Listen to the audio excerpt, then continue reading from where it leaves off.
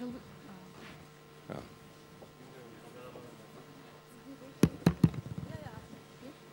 So you can try it if it's. Yeah.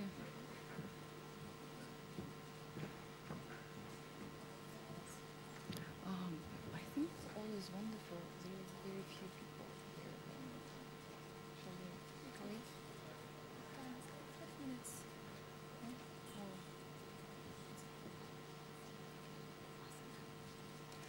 Let me just get my phone with.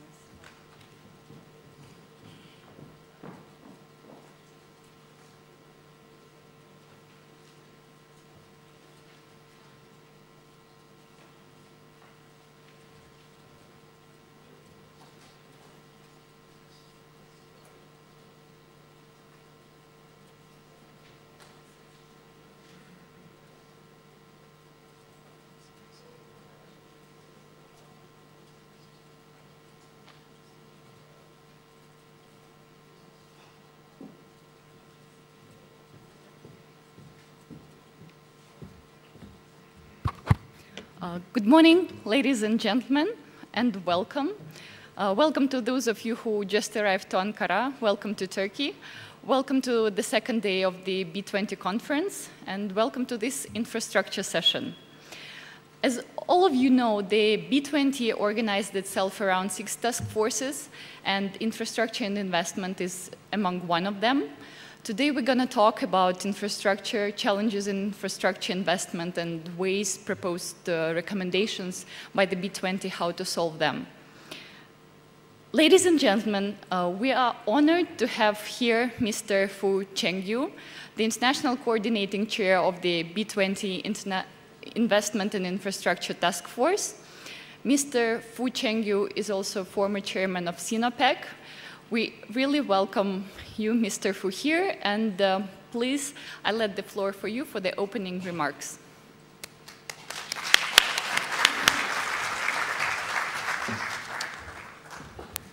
Well, thank you very much. Distinguished colleagues, business leaders, and policy experts, ladies and gentlemen, it's a real honor to be here today and to open the infrastructure session at the B20 Turkey conference. On behalf of the B20 Infrastructure and Investment Task Force, I welcome you all to attend this session. After nearly a year's worth of task force preparations, meetings, and calls, it is great to finally be here with you all today. Infrastructure is an important topic in all G20 nations, and it is a critical part of the B20 and G20 agendas this year. Investment in sustainable infrastructure is essential. As such, investment has the ability to greatly enhance global growth, increase economic inclusion, and even combat global climate change. However, massive infrastructure funding gaps persist throughout the world. In fact, it is estimated that global funding gap of $15 to $20 trillion will emerge over the next 15 years. Solving this issue is a key if we are to take the progress that G20 has envisioned. Specifically, we must unlock private sector investment capital and enable more public-private partnership. With that in mind, I would like to share with you insights on how the global business community, members of the B20 Infrastructure Investment Task Force, view the problem and propose ways to solve it.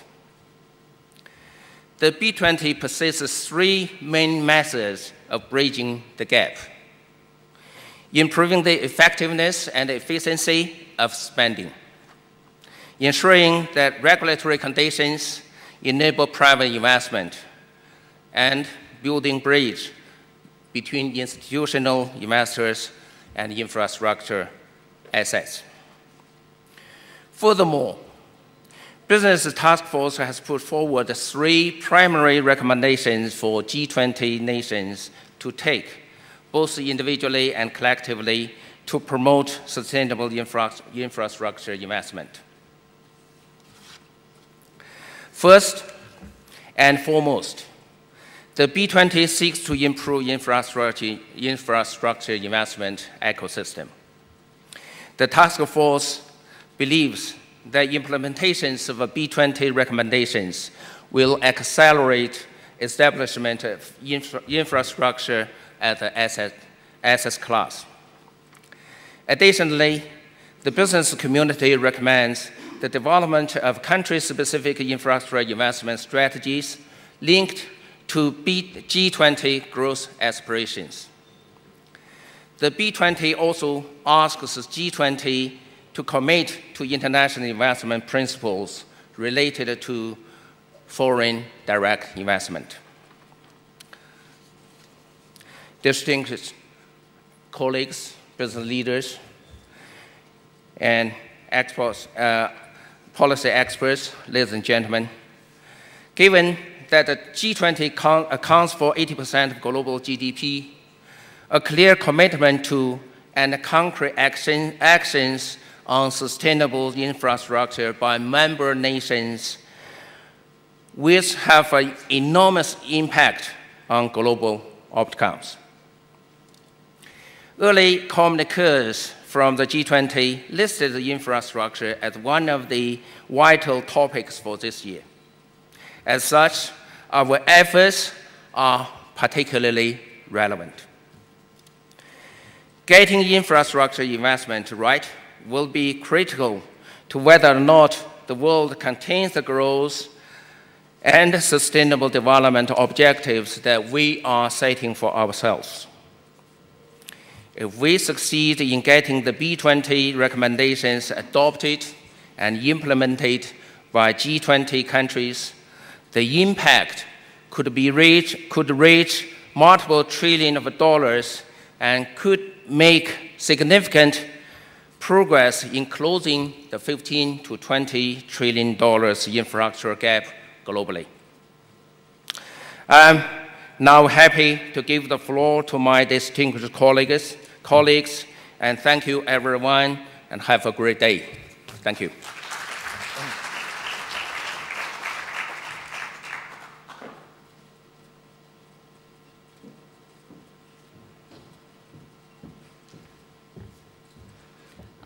Thank you, Mr. Fu, for the welcoming remarks. Now I would like to introduce Mr. Janamitra Devan. Mr. Devan will moderate this session today. We're very happy and honored to have you with us. Mr. Devan is a senior advisor to the B20 chair, Rifat Hisarjaklioglu, and Mr. Devan is also a member of the steering committee. Welcome, Mr. Devan, and we all look forward to the engaging conversation today. Is that on?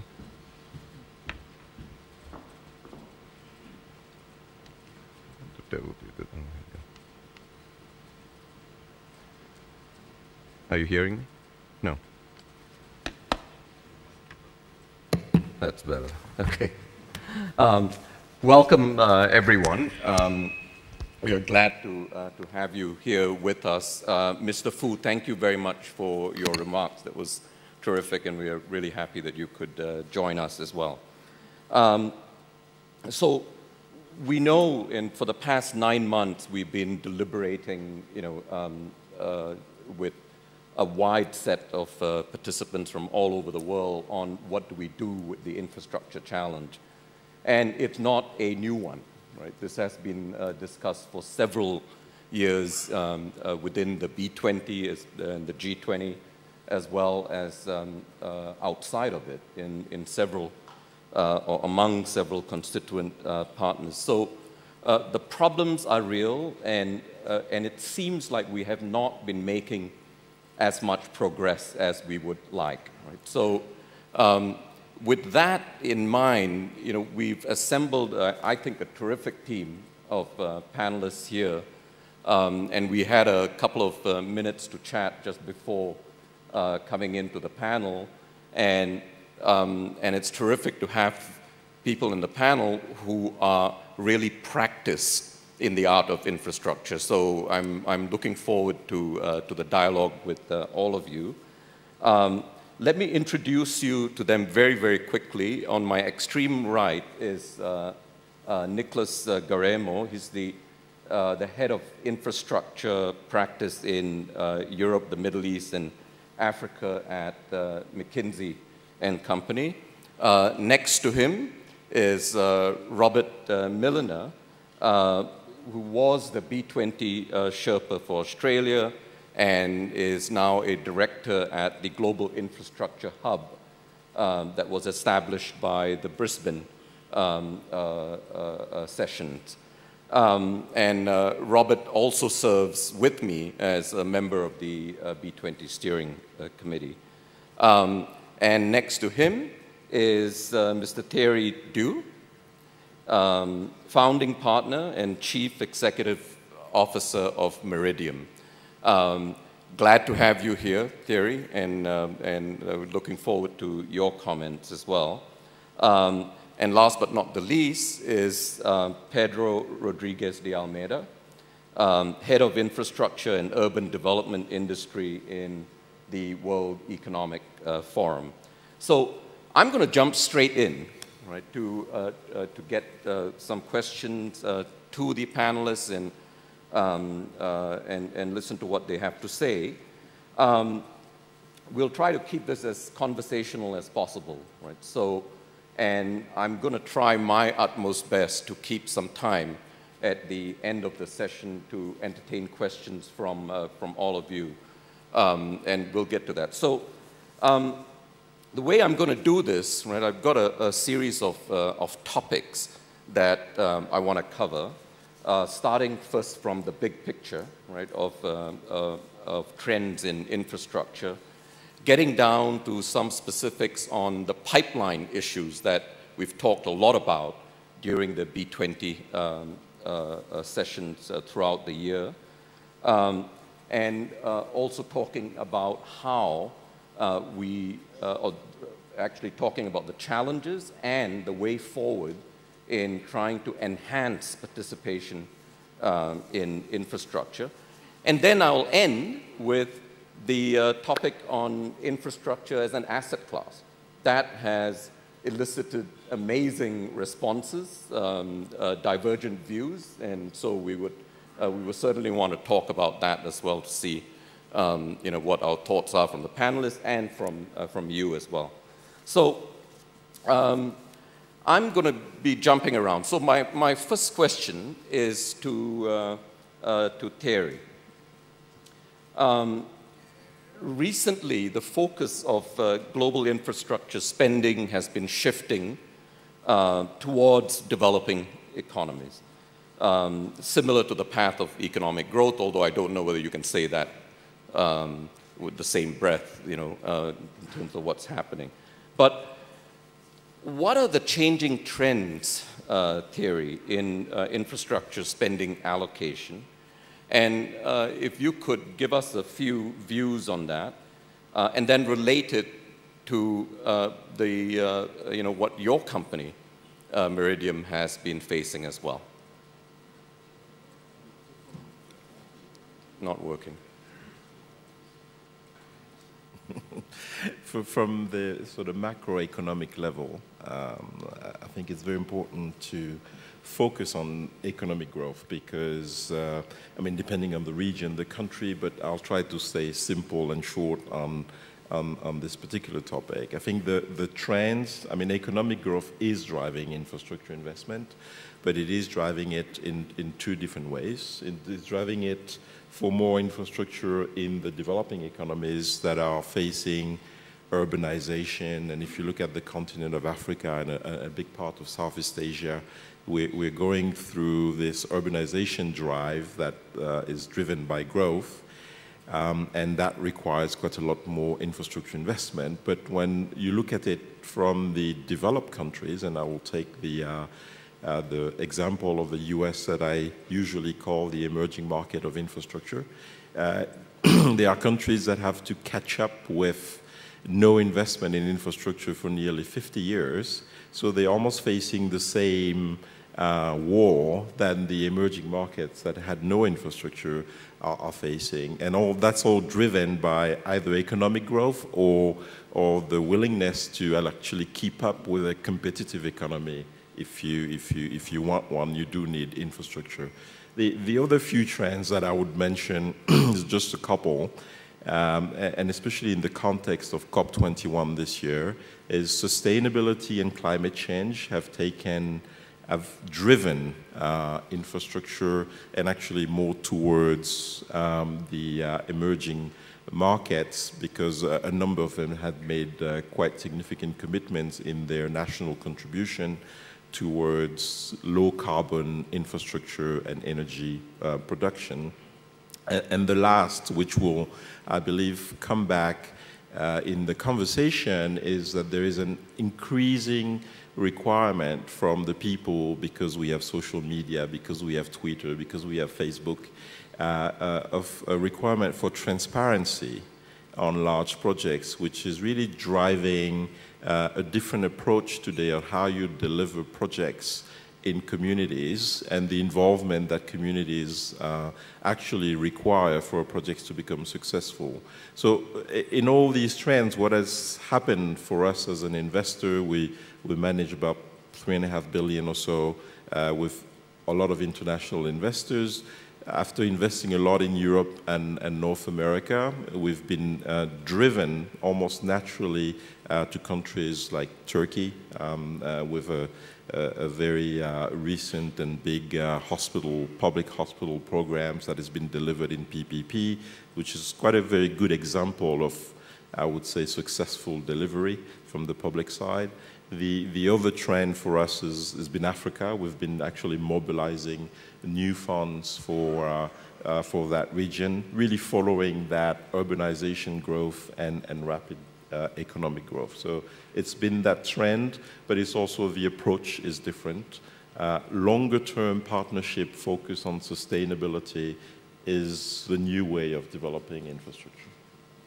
Great, thank you. Thank you very much, Thierry. And we'll dig in a little bit further into what you said about some of these trends.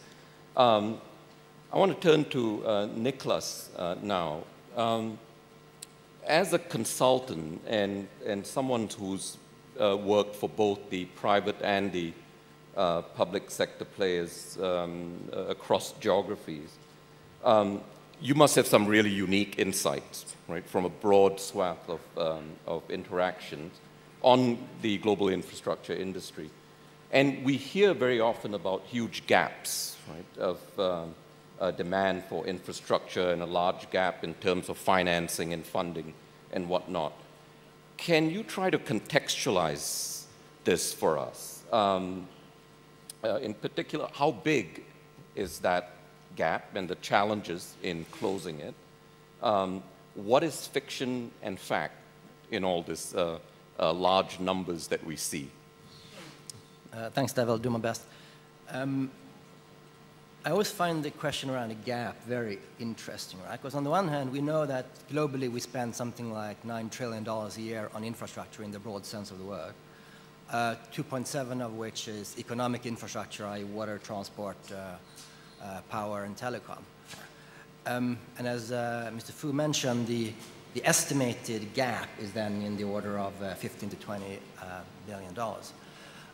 When you discuss this, very often the resolution to close that gap ends up being a question around how can we attract private capital into these projects. And that is obviously very, very important and something that we've been focusing a lot on over the last year as part of the B20 work.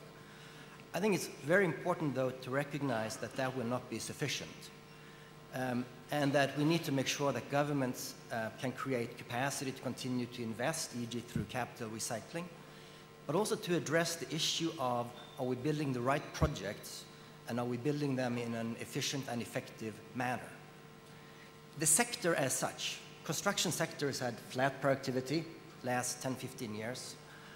We are not better today at making plans than we were 20 years ago. Two countries with the same topography, just across the border, can have a cost delta of 30, 40, 50% on a basic road, 50 to 100% on a piece of real estate. And it sort of makes you wonder why, why do those differences exist and what can be done to address them? Recent studies have indicated that by addressing these inefficiencies in the markets and by simply applying existing best practices, we could improve the cost efficiency by something like 30, 40% at the global level, which translates into a lot of money. To do this, governments will have to have top-down strategies for how to deliver infrastructure over time. They will need to significantly up the capabilities. Because I actually think, when you talk about the gap, I think we have a capability gap rather than a capital gap primarily. And we also need to create a lot better transparency in terms of cost and performance benchmarks, as well as way of working globally. Thank you very much. Thank you. And hopefully we'll come back a little bit more on the capability gap as well. Robert, next question to you. You also hear a lot about the global economy becoming digital and that digital tools can improve the efficiency of infrastructure assets. The B20 task force has proposed to the G20 leaders to develop through the Global Infrastructure Hub, which you are affiliated with, an open digital platform to create consistency and transparency in the procurement process. Can you fill us in on the GIH's digital platform and its benefits, and what potential scalar impact do you expect from this platform? And as a novice, right, looking at these digital platforms and so on, I'm also asking how do these really create the transparency that we want, and can we dictate this to the world? Thanks, Steve. I'm sure I can answer that in 60 seconds. Just in terms of the hub, its status now is that it was mandated at last year's November meeting of the leaders. It's been established as a legal entity. It has a CEO, a board comprising 5 governments, Australia as the chair, Turkey, the UK, Korea and China, and 2 independent directors, myself and Kathy Sierra from the United States. The board has just approved the business plan and it's being endorsed by the finance ministers today and will be referred to in the communique. That business plan is to give effect to the mandate that was given to the hub at last year's November meeting, and that had 5 critical elements which go to your question. First of all, to develop a knowledge sharing network. Secondly, to address key data gaps that are important to the private sector. Thirdly, to promote and prioritise G20 leading practices. Fourthly, to build the capacity of the public sector to undertake procurements. And fifthly, to ensure there is a comprehensive open source project pipeline database. So if you took those 5 elements and said there were 2 of them dealing with information sharing, 2 dealing with capability building and sharing of information and capability, and the third one dealing with transparency. And that picks up a number of the points that both Nicholas and Thierry were making in their comments. It was intended to really look at critical choke points in the preparation and procurement of infrastructure projects, and they are interlinked. So just to focus on the knowledge and data part of it, and we'll come back and talk about capability sharing later. It was intended that the hub would develop an online information source which would provide information on not only current financed infrastructure programs, but also best practice. We recognise that best practice is not a singular issue, that there will be regional practices as well as individual country practices. So it will develop all of those points, and it was intended that the databases and platform be interlinked with existing platforms such as those with the World Bank. The hub is not going to be a huge business. It won't be anything of the size of the World Bank or the IMF or even the FSB. It'll be a smaller group of about 25 people, and there will be a number of these functions that will be outsourced or built on using existing platforms. So we're already talking to some existing platforms that are being used in the private sector about building on their basis. The principle of using those platforms, however, is that they have to integrate into an open source, transparent online system. So we're hoping to both address data gaps that aren't there by creating that data and putting in there, by collating and curating with other existing data programs to bring that together. So that will take some time and it will be done in parallel with other exercises that are specifically driven around things like capability frameworks and building capacity. Mm-hmm. I want to put you in a corner in this, but any estimate of when you would see some of these platforms in real life?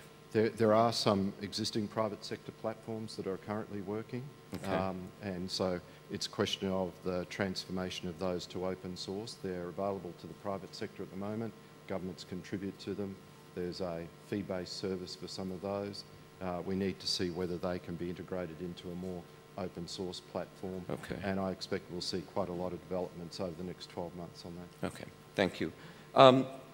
So I want to take the discussion slightly to another topic, and this relates to the pipeline issue, and I want to open it with Pedro. Pedro, in addition to the uncertainty and risk related to long-term financing, many countries anyway, appear not to have a clear pipeline, right, of activities. And the B20 Infrastructure and Investment Task Force, again, has proposed to the G20 leaders to set up country-specific targets on infrastructure spend and publish credible, evaluated infrastructure pipelines. Can you talk about the greater need for clarity on transparent national infrastructure pipelines? What are we talking about here? And what else can governments do specifically to enable and encourage the private sector to increase investments in infrastructure? Thank you. Just before I touch the pipeline, let me touch on something that could distort the pipeline. Some assumptions of how the landscape of infrastructure is changing. We had the conversation just before starting the panel, and I mentioned that although people are forecasting the gap of $1 trillion to $1.5 trillion per year, it's also true that many countries are faced with a demographic change. You have, in fact, populations that are decreasing. You have also migration to urban areas that completely changes how infrastructure should be thought for the future. And whereas people often think about the means to finance new infrastructure and then to go about build and operate it, it's more often rare that they understand that the infrastructure that they have has excess capacity and it has to be reduced, dismantled, and often this cost is not factored in the initial study of the project. So there is a total cost of ownership that is completely missed when you look to what is happening to the demographics of certain countries. An example would be the case of Japan, where you have an increase in life expectation, and you have also reduced infertility rates. And therefore, at some point, there must be a political decision that either looks at the opportunity to continue growing the economy of the country by opening migration as one possible solution, or in rethinking the use of infrastructure for the citizens of that country. So the pipeline in itself is not just an exercise of adding more, should also be an exercise of understanding what can be better used and often what is the long-term lifetime of that asset in view of the demographics. So just to clarify that point, because I think it's important to add it here. Now, another important aspect of the pipeline is that, politically speaking, the cycles are much, much shorter than the lifetime of the asset. Any head of state or any head of government probably will stay in power for 4, 5, maybe 10 years. But we are talking about cycles of whole life cycle of an infrastructure could be 30, 40 years, sometimes more. If you look at power generation and you look at nuclear power plants, it can often be extended beyond that. It's very tempting to have a political vision that reflects relatively short-term results. And that is, of course, something that must be analyzed with care. Having said that, one of the first things that should be done in the pipeline analysis is to see what's the existing stock of infrastructure. What is there that can be actually improved through better maintenance and operation, increasing the utility of that piece of infrastructure. So it's not always that build new, so-called greenfield projects, is the way to build a pipeline. You can have already a pipeline where you optimize existing assets. Now, of course, if governments have the capability and the willingness to do that, this should be a first viable alternative to building new assets. Now, if building new is the solution, it's clear that then the projects must be bankable. The projects must represent value for money in terms of the delivery model that is chosen. And that's a key aspect to build the pipeline. Now, if I would go a little bit more granular on how these pipelines could be developed, I would mention a few key stages to prepare the pipelines. Starting with understanding the current infrastructure situation, as I mentioned, is point one. Formulating a long-term vision with medium-term goals and perhaps some short-term goals, what people usually refer to quick wins. What is it that can be quickly demonstrated that solves problems of people that use infrastructure? And again, infrastructure is not an abstract concept. It doesn't exist in vacuum. Infrastructure delivers some benefit, some value for those that use it. And therefore, people, when they have expectations that the government is delivering some sort of additional infrastructure, they want to see results sooner than later. It's also important to decide which potential solutions could be used to fix problems. Because the first aspect that you would look at, I have all this stock of infrastructure, perhaps I can adjust some deficiencies and have that asset running properly again, and I don't need to publish a new project for tender or prepare that project. A key fundamental aspect of the pipeline is the idea of who will pay for that infrastructure. Is it an infrastructure investment that ultimately will be paid by the users or by the taxpayers? Are we talking about economic infrastructure or social infrastructure? What kind of model is admissible in the political or social context of a given country? Because this differs as well, and it's an important part of the pipeline. Once you have that, you can then prioritize the projects. Once you prioritize, of course, there is a political vision behind the prioritization, but ultimately, we all agree that there must be some sort of cost-benefit or equivalent analysis that allows you to rank the projects by their degree of importance or by their degree of urgency. Now, once you have that planning and you have the proper processes to plan along those lines, you have to publish and market the pipeline. And this is a fundamental mistake that often is happening. Governments do not necessarily think that marketing properly the infrastructure will be an attractor for investors, and therefore to have that capacity to publish and market the plan is a way to bring investors to the country and also to stimulate competition and have a much better possibility to choose those that would deliver the projects. So in a nutshell, the pipeline has to be composed of 4 steps. The vision and goals associated with what the government wants to do, so the political vision within a political cycle, but not short-sighted to the political cycle. A portfolio choice and a master plan, so you have to put the right choices in that basket and use these projects with the right synergies among themselves. They are not isolated pieces, but they should be connecting. They should be a mesh of good choices. Then you have to enact on certain political and regulatory changes to make sure that you are able to deliver this pipeline of projects in reality. And then you have to bring the actions. And the actions then has to do with how we are going to deliver, what kind of procurement you want, and what kind of market conditions do you have. Just a very quick follow-up on that. How pervasive is this issue when you look across geographies and so on? And from your perspective, what have you been hearing with your members in the World Economic Forum? What we hear is the paradox of capital sitting in large piles in institutional investors and sovereign wealth funds that do not find bankable projects. So is indeed the paradox of having a potential excess offer of capital that does not have enough projects to capture that. So that's the paradox of not having properly prepared pipelines planned and marketed by different countries and regions. Thank you, thank you.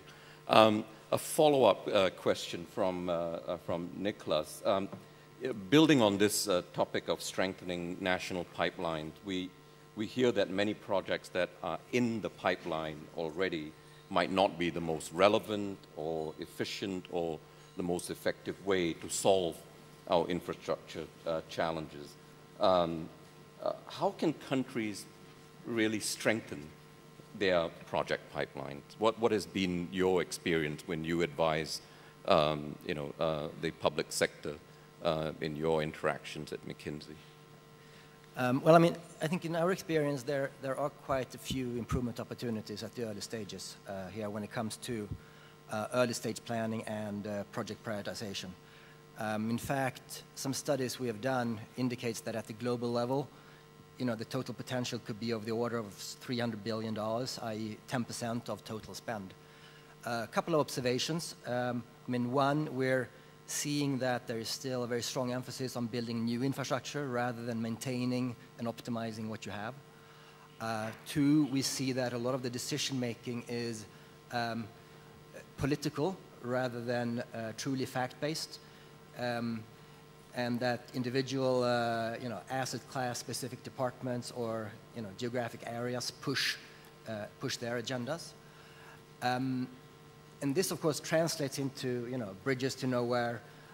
It translates into, your average rail project overestimating revenue by 70, 80% and underestimating cost by,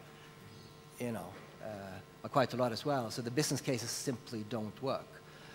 I think the good news is that the good practices actually exist out there. And there are essentially 5 things we see that those who succeed do. One is to have very clear socioeconomic objectives. And for instance, Singapore and a few other countries do this very, very well, that they hold up the projects against these objectives. Second thing is to have system-wide master planning to improve coordination across departments. Third is to give priority to existing assets before launching new projects. And in some countries, for instance in Europe, there's now legislation in place that mandates reviews of existing assets before you launch a new project. Fourth thing is to have standardized fact-based project evaluation. And the fifth is to have system-wide portfolio prioritization. When you implement the last 2, for instance, we've seen this in Korea, Chile, and some other places, 2 things happen. One is that the number of projects being rejected increases significantly because they just don't make sense. And 2, project overruns tend to be, both in time and cost, tend to be reduced significantly. Terrific. Thank you. Thank you very much, Nicholas. I want to take the panel again to a slightly different direction now, and that is on the issue of enhancing participation in general. And the first question to you, Thierry, estimates have shown that the current allocation to infrastructure from institutional investors and the private sector is globally around $1.5 to $2 trillion. And infrastructure assets meet most of the appealing characteristics for such long-term investment. many institutional investors have indicated an interest in increasing the level of investment, but they face several challenges, right, that limit private investment. Can you raise for us a couple of issues, right, that you see limiting investors, and relate that, of course, if you want, to Meridian as well? Go ahead. Yeah, I think I would share the same view that there is a paradox because there's quite a lot of money going towards infrastructure, but it's not finding a place. I mean, having said that, I see two issues, and I'll come back to that. One is the pipeline and government capacity in terms of delivering infrastructure, and the second is the ability of both government and private sector to find the risk mitigation mechanism that makes it easier for investors to come in. So, because when we talk about those trillions, about 90% of those trillions are interested in buying infrastructure that exists, that are operating, that they believe are low risk, although they're not always low risk. And they like writing checks. Investors don't, you know, you typically have 3 people managing 50 billion in an office, and so they're not going to go and into an extensive due diligence. They like writing an easy check, so most of the money is directed towards existing infrastructure, and there is an intensive market actually currently that is actually driving infrastructure prices to the roof. At the moment, it's a hot commodity because there's too much money. But where it's not going enough is in the new infrastructure, the greenfield infrastructure, which we do specialize in.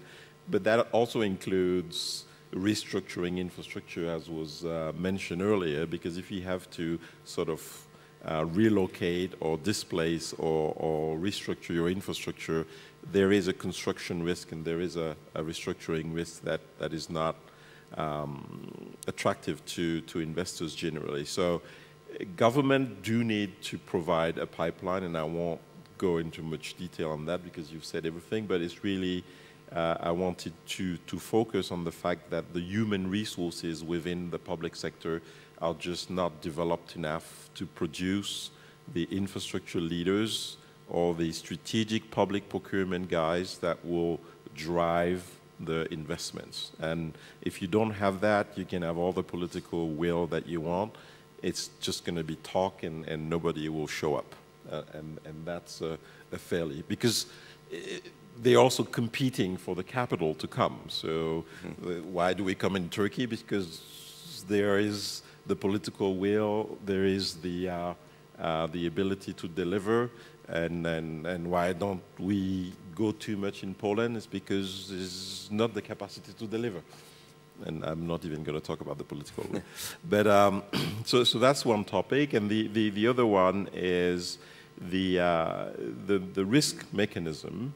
And I'll take the example of emerging countries, for example, that where doing green energy is probably one of the most profitable things because economically it makes sense all over the place to do a PV plant in the middle of Africa with the urban population that there is, with the low cost of PV that you can produce. It's all affordable. But what is needed is to convince international investors that taking that risk is almost as equivalent as building a PV plant in Germany. And so how do you bridge that gap?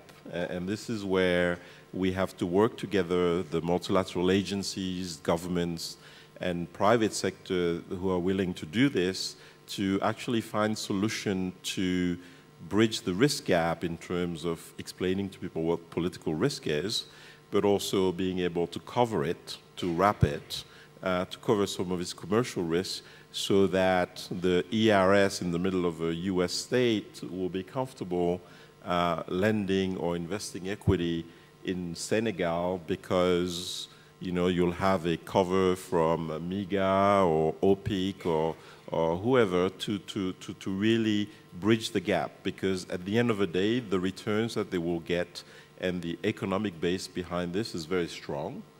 Yet they can't access it because it's complex, it's complicated, and there's a whole perception of emerging market being risky that investors are facing. So we have to work on that. There are a number of initiatives. There's a sustainable investment development plan and group that is working on creating guarantees. A number of multilaterals are working on that. I think my plea for the multilaterals, and a lot of them are doing an extremely good job, but a lot of them are still living in the 19th century. And they need to improve and move forward and start thinking in the 21st century for new products. It's really enabling capital to come into those countries is their mission. It's not surviving as an organization. I won't take any offense at that. I came from a multilateral, but I want, Robert, if you can jump in here. What are your views on what Thierry just mentioned, and how can the GIH help mitigate some of these concerns?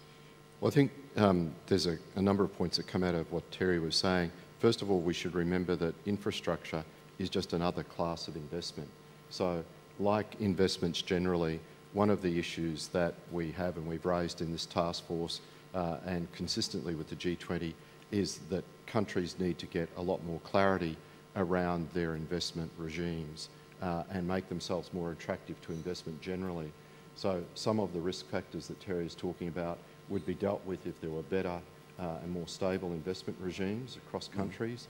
We talk about either adopting OECD practices or getting a G20 practice or a multilateral investment treaty, but there's undoubtedly more work to be done in that space. Then if you go to infrastructure specifically, I think what comes out of this issue of, yes, there's a lot of capital, but a lot of capital that doesn't have the time or the focus or the risk factor to spend 5 years working out if a project's going to proceed or not.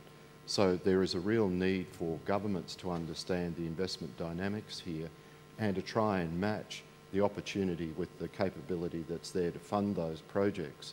So across governments, we see both in terms of private sector investment and public sector investment, a number of issues.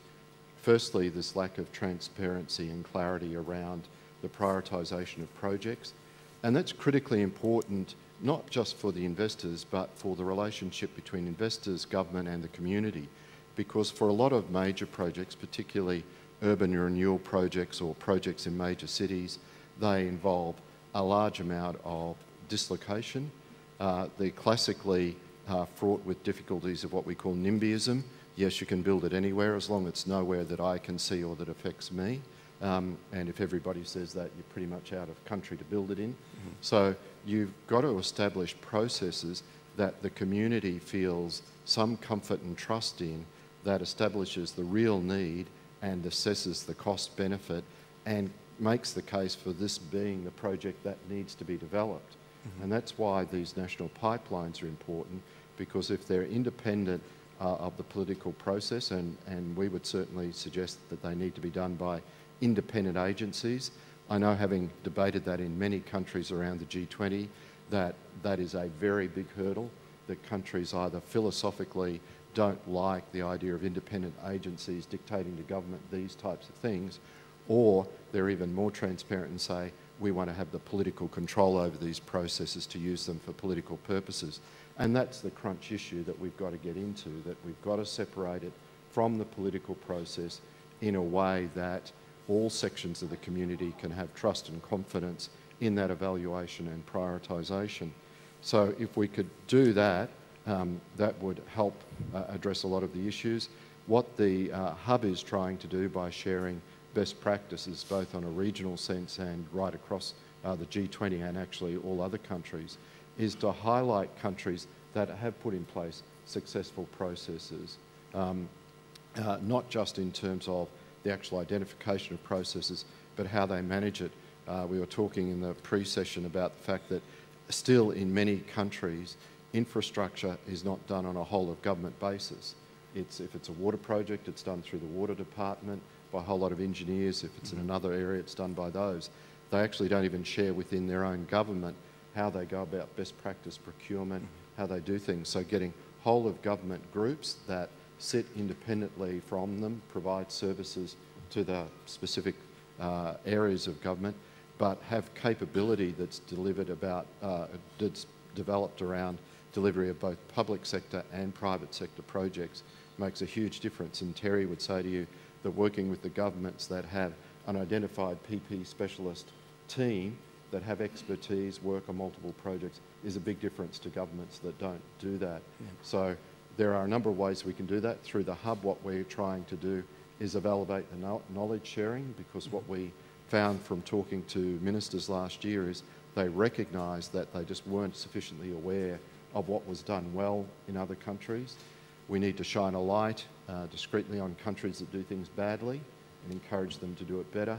And we need to encourage governments to move to more independent processes that are sustainable through the political cycles. Okay, terrific. And thanks to both of you for that, those illuminating answers. I want to have Pedro have the last word on this particular topic. A recurrent complaint from the private sector regarding limited participation in the infrastructure market is the lack of well-structured investment opportunities and so on. And we've seen attempts by development banks and by others, donors, to address the early stage financing gap. And some of these initiatives have made progress while others have probably stagnated. I may be wrong here. But how should these infrastructure project preparation facilities in particular be designed, right, to produce positive results? Thank you. I will give you an example of total dysfunctionality because of design. The case of the African continent that had a very well politically integrated view on infrastructure developed for transnational infrastructure called PIDA, Program for Infrastructure Developed in Africa, which has the ability to federate people along the investment opportunities, relied on project preparation facilities that were dispersed in a number of countries. And Africa is a very big continent. I think there are 55 countries, if I'm not mistaken, 54. And of the 54 project preparation facilities, 26 were completely dysfunctional, as reported by ICA, Infrastructure Consortium in Africa. Of the other half, let's say, half were capable of preparing projects, because it goes back also to some of the discussion with Thierry and Robert, the capacity building. Are these people skilled and capable to prepare those projects? So one of the major issues there was indeed the depletion of funds at some point. These project preparation facilities, they could not get the projects to bankability, and there was no more fresh source of money pouring in to continue those other project preparations.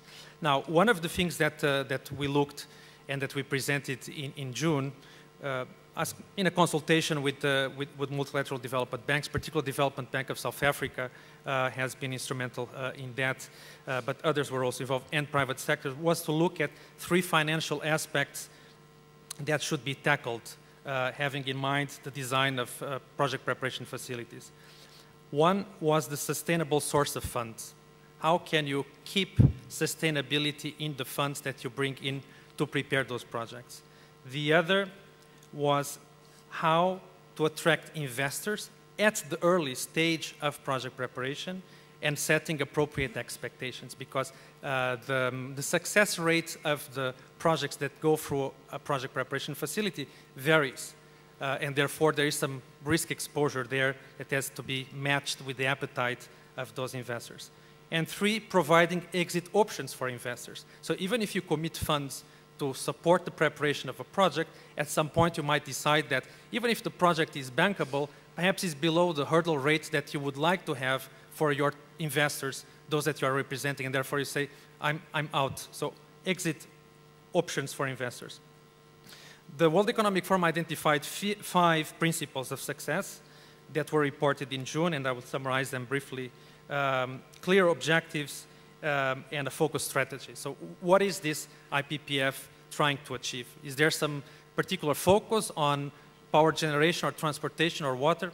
What's the strategy behind? Is it national? Is it transnational? It has to work across 2 countries. Self-sustainable financing model. So you have to have a mechanism that you don't go bankrupt and you are able to attract fresh capital into the preparation of those projects as well. Fourth is the cost-efficient and value-added advisory services. So those project preparation facilities have to be seen as highly reputed, credible partners in the preparation of the projects that you want to see in your future pipeline. And then stringent governance and accountability, because there is a need to have some safeguards on how investors would put their capital earmarked to certain categories of projects or certain regions, and how would they be later able to bid for those projects if they are indeed bankable and the government wants to tender them out. Please. Sorry, I don't want to steal the last word, but I will be controversial a little bit, because you did mention all the financial aspect of things. And if South Africa was one of the best example of success of project preparation, was because they actually had the qualified resources to deal with it. And often, you know, all the multilaterals have project preparation facility that they disperse to countries, but there's no obligation to attach that to proper project management or qualified resource to run it. So you can have all the money of the world to pay consultants, but if there's nobody running the show, you will never get a project, because consultants don't do projects. They follow what you tell them. Sorry. But, and it's a fundamental point where it's always politely ignoring the corner. If you don't have the project manager that would actually run the project and make that a condition of giving the money, or even providing that resource with the money, then it will be a failure, and it's in 90% of the case a failure, with the big exception of South Africa. Thank you. Let me just add something that I think builds on what you said. Years ago, the Cannes G20 made a recommendation on what was called then a fellowship, where the private sector would second highly qualified professionals to the public sector, exactly in the areas of project management, in project preparation. So in principle, the need is there, obviously, and even if you have a functional model, at the end it's people that makes models work. So let me, I'm going to throw out that last question I said on the infrastructure as an asset class. Obviously, and we know that this has elicited all kinds of responses, some confused looks and some excitement as well. But jump in on this, anybody, right? Yeah. Would explain what does it mean, right, to have infrastructure as an asset class? Anyone? Well, do you want to? You may. Terry, and I'll comment after. No, because we had this discussion for about a year now. So, and because as a response to the G20 in Australia, a number of investors have got together, and today there's 2 associations of investors, one that we co-founded, which is a long-term infrastructure association, investor association, really focusing on making infrastructure an asset class, because it's been mixed up with private equity from the regulator side, from the investor side. They all call it alternatives, which is the worst word you can call infrastructure. And it all became a big pond of a lot of things. So we've focused for the past year and a half, in fact, on one principal thing, which is creating a benchmark, because there's no asset class without a benchmark. So which means that investors need to basically we need to collect all the data in terms of performance of the various infrastructure projects. There's an academic chair that has been providing sort of the backbone to support that benchmark in Singapore. And so we're coming out now this year with the first sort of benchmark for infrastructure that can give a transparent performance criteria to both government regulators and investors that are not knowledgeable. And that's the first success of that, is that was fueled into the debate with EIOPA, the European regulator, and they've actually accepted to amend the Solvency II to create an infrastructure asset class.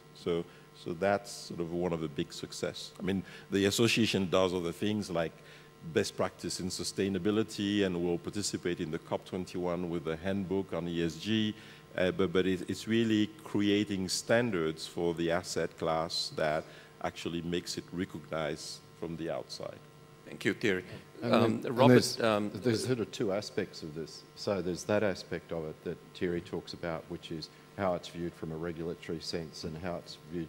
The other side of it is to get much more consistency in the whole way that infrastructure is developed from the ground up. Because now, if you're what every infrastructure professional knows, that a road project in Latin America and a road project in Europe is just an entirely different beast. And it's not a fungible asset. It's just a very specific, highly negotiated, highly contractual. So one of the things that needs to be done is from the ground up, both in terms of regulatory certainty, regulatory environments in countries, procurement practices, procurement methodologies, contractual arrangements, the ability to have those arrangements liquid or make them liquid is another part of it. Now, work is being done on elements of those, and in some markets around brownfield assets, there is some tradability and liquidity in those underlying assets, and they tend to be in markets that have got more sophisticated processes with a long track record. So the UK, Canada, Australia, those sorts of countries where they've been doing it, and there's been a degree of standardisation, or at least an observability of a process that gives people comfort about those arrangements. But even in those countries, greenfields projects, which are a different thing, are very illiquid and not in that class at all. So this issue about an asset class tends to be really more about brownfields or developed greenfields projects to the point of commencement, not at the inception. So it doesn't help you with that part of the equation, and that's missed out in the discussion. And then the second part is, going back to the brownfields issues, it's being driven by all of these other issues. There's complementary work around the benchmarking, but there's got to be complementary work around the documentation. The Monetary Authority of Singapore is doing some work on standardisation of documents on the debt side so that the debt side can become more liquid, but on the actual equity side, there's a long way to go, so that, as Terry said in one of his earlier comments, where you've got an investor that's got 3 men in a room with the capacity to write check, they can look at a project and say, where does it fit against the benchmarks? What are its implicit characteristics? Okay, we'll buy. We're a long way from that point. And the point I think that's probably been difficult is that you don't mandate that. You just don't say, we want to get to that point. You actually recognise all the things that you need to do to get to that point and put those in place. Terrific. Thank you. I'm going to stop my questions and turn it over to the audience. Can we go beyond 10, maybe to 15 minutes or so? We can, right? Okay. I welcome any questions. Yes, sir, please. Can someone go around with a microphone? Right here?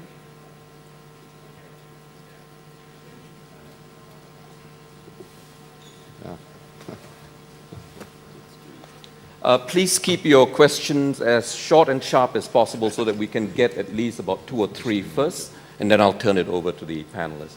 Okay, my name is Masayuki Oku, chairman of Sumitomo Mitsui Financial Group, Japan. Thank you very much for your discussion on project financing and infrastructure financing. I'll just make a comment on the attitude of the Japanese government. Japanese government is very active for infrastructure exportation. 2 years ago, they proposed to increase 10 trillion yen, currently 10 trillion yen infrastructure to triple 30 trillion yen in coming 5 years. And this year, the government proposed $110 billion package in aid for high-quality infrastructure, particularly to the Asian developing countries through ADB or directly by the government. So that Japanese government is keenly looking at these issues. And my bank, SMBC, the arm of SMFG, banking unit, has been very active in the past decade for infrastructure financing in Asia and the Middle East.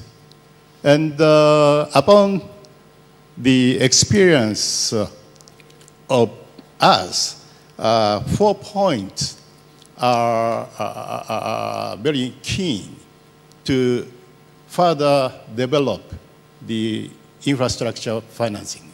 Number one is creating transparent regulation. Second, strengthening support for the soft side of infrastructure project means professionals, well-talented professionals in each area. Third, introducing life cycle cost bidding system to ensure highly quality infrastructure projects, long term. And lastly, providing a foreign currency liquidity in times of crisis. So those 4 items, some of them are common to your comments. And I think I want to touch upon the last first point. Because so what is the question? Can you come to the question? Okay. How do you think about the liquidity problems when the financial markets comes in turmoil, like Lehman shock, and long-term financing is imposed under the Basel III, the higher risk asset and net stable financial funding ratio. So cost is a lot. Okay. And finally, how to create, how to rescue such kind of, turmoils. Okay, keep that in mind. I want to pick up another, I thought I saw that hand way at the back, yeah. Way at the back, yeah.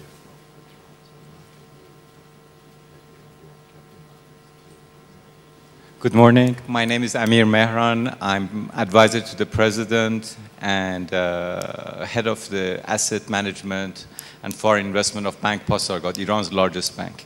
I believe Iran represents a unique picture due to the natural foreign reserves that we have, world's second largest gas reserves, fourth largest petroleum reserves. I'd like to know the view of panelists in the legislation and regulatory framework necessary in order to attract we estimate about $1.2 trillion of projects that require foreign direct investment or infrastructure financing in Iran. What is the regulatory framework and legislation necessary in order to bring in the most cost-efficient and timely manner private equity funds and private investments to Iran?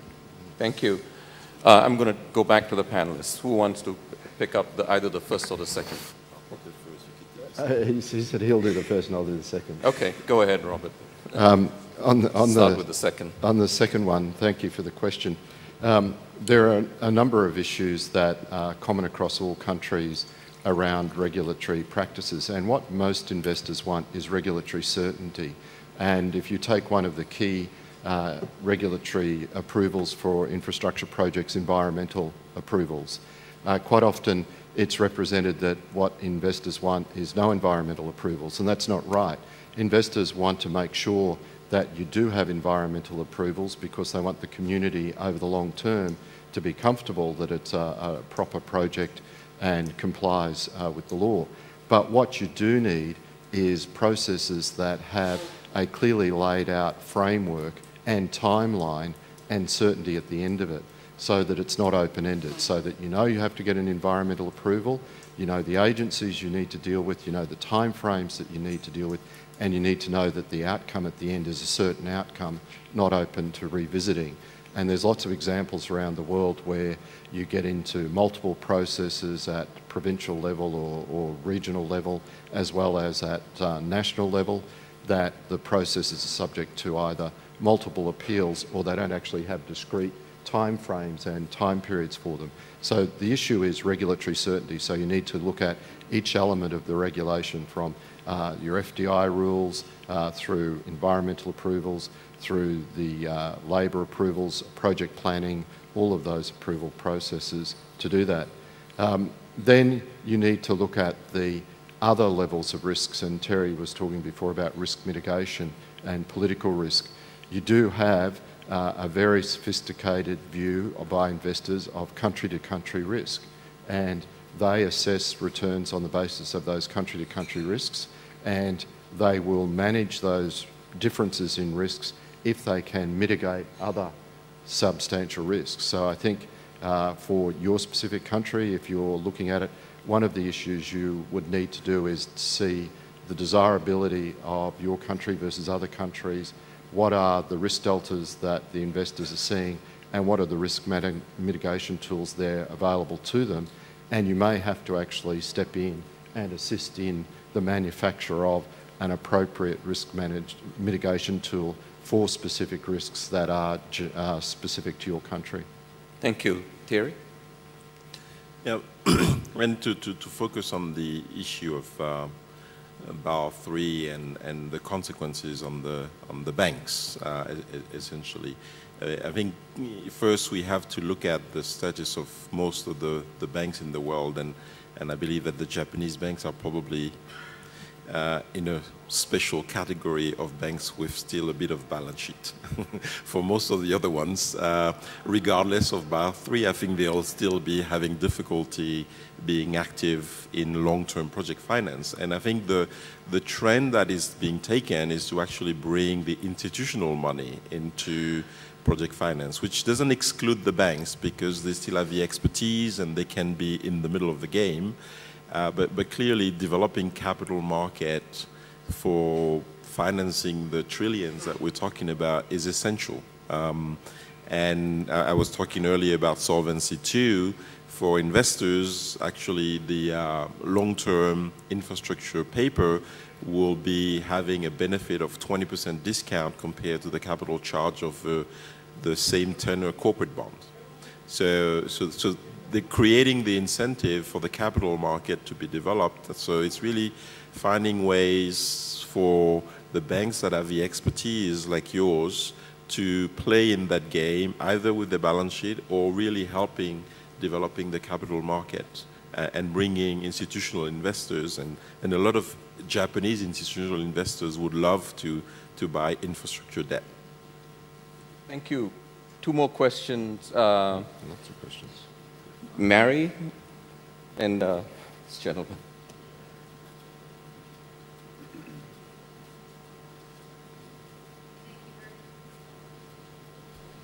Thank you very much to the panel and also to the great work of the whole task force on infrastructure and investment.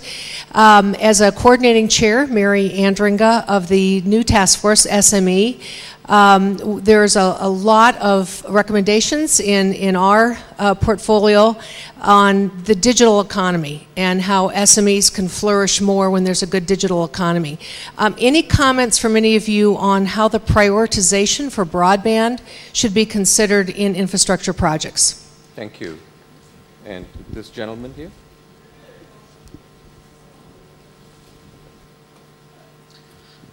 Thank you for the opportunity to ask this question. My name is Harun Öztürkler. I'm a professor of econometrics. I work for a state university here in Turkey, and I'm also the advisor, Middle Eastern economies advisor to a think tank, Middle Eastern Strategic Studies. I would like to ask panel how we can measure, do we have a formula, specific formula that we can apply to an individual country, for example to Iran, in estimating infrastructure deficit in that country? Thank you. Thank you. Take one more question, and that'll be all, I think, the gentleman at the back. Sorry. Yes, good morning. My name is Cesar Ortiz Sotelo. I work for ENGIE, which is a major gas, electricity, and energy service company. The question to the panel is, when you consider risk for an infrastructure project, how does the fact of putting the obsolescence of the infrastructure into account? Who would take this risk? Is it risk for the public sector to be shared with the private sector? Or finally, you could tell me, no, it's an insurance. You can take insurance to tackle that, because a project of 30 years may become obsolete maybe in 15 or 20 years due to technology. First, second, third. Who? Mary's question. Anyone wants to? I can do a blend. And the second. And keep it very short and sharp. Very short. I mean, broadband, for example, is already part of a trans-European network for about 20 years. So it is considered as critical infrastructure. And if you politically decide so, I think there's not even a prioritization issue. It's really putting it as part of the main infrastructure. And really on the risk issue, which was the question again?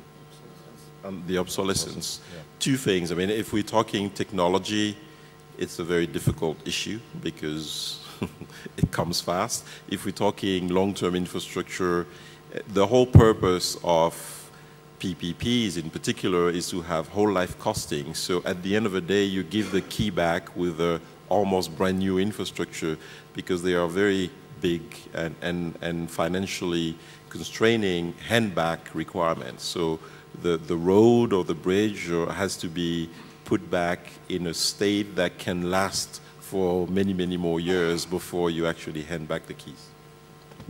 Robert? On the digital issue, I think there's very different systems in different countries, particularly between the developing and developed to divide, where you've got sophisticated telecommunication companies that are providing that in developing countries.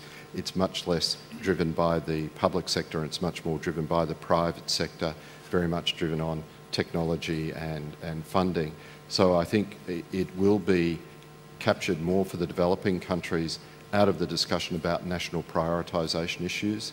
And it's, I think, again, if you drive countries to do individual assessments of their needs, you're much more likely to get that focused on. And it comes to the second point about, can you do this by quantifications? There's been quite a lot of debate at the G20 level about setting targets based on percentage of GDPs or others. There's a real concern at a policy level that produces just building for building's sake, and that, and I think Nicholas mentioned it earlier in his comments, what I think is the better approach is this whole national assessment of the needs of the country, where you assess its social and economic needs for infrastructure, and then you try to look at some form of prioritisation. But I think trying to do it from an economic modelling sense is very dangerous, because there's a lot more factors that come into it.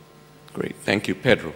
A quick comment on the obsolescence or end of life of assets. The question is not so clear to me what you were referring, if it was termination phase of the assets because of obsolescence or decommissioning or any other reason. But I want to mention a few aspects of the framework that the World Economic Forum developed on political and regulatory risk.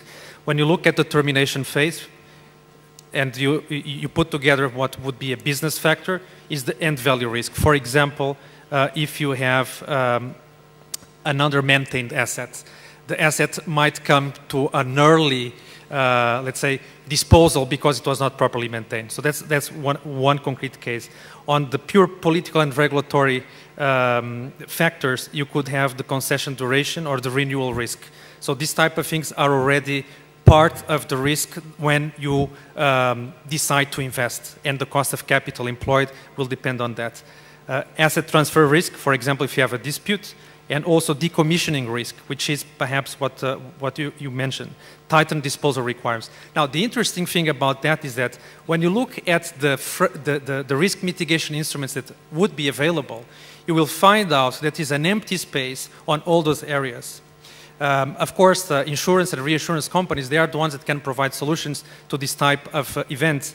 But the work we have done in February and was public indeed show that these are typically not covered by any sort of insurers or reinsurers or guarantees.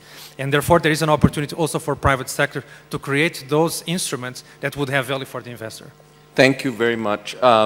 So we are going to bring this to a close. Unfortunately, we can't ask that question on capacity building, but I think it remains a big issue in infrastructure with regards to building capacity for government skills and so on.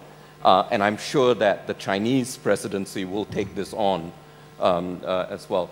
So thank you. For those who couldn't get your questions answered, please try to corner these guys after the discussion. I'm sure you'll make yourself available. But it leaves me to bring this to a close. Thank you very much. Thank you, Mr. Fu, and thank you to the panelists for that wonderful session.